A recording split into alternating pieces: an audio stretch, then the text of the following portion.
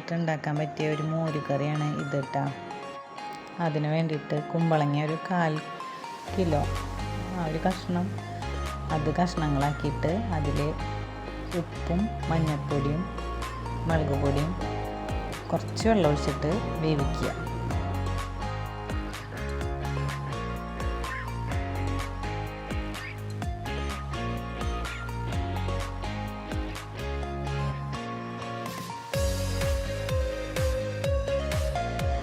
പിന്നെ ഇതിലേക്ക് വേണ്ടത് അരപ്പാണ്. അതിൽ നാളികേരവും ജീരകവും കൂടി ഇട്ടിട്ട് അധികം വെള്ളം ചേർക്കാണ്ട് അരയ്ക്കുക. പിന്നെ തൈര് വേണം നമുക്ക്. തൈര് ലാസ്റ്റ് എടുത്താൽ മതി.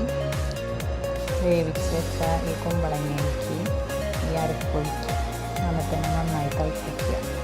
വെള്ളം അധികം ചേർക്കണമെന്നില്ല കേട്ടോ, വെള്ളം പോലെ ആവണ്ട.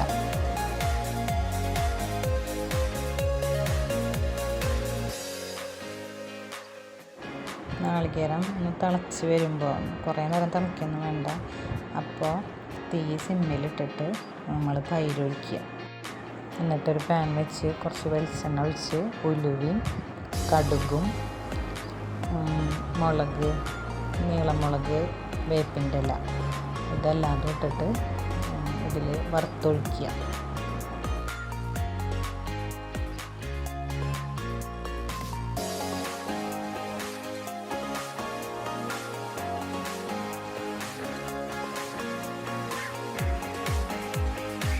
മിക്സ് ചെയ്ത് അടച്ചു വയ്ക്കുക. അപ്പോൾ നല്ല മോര് കറി റെഡിയാവും.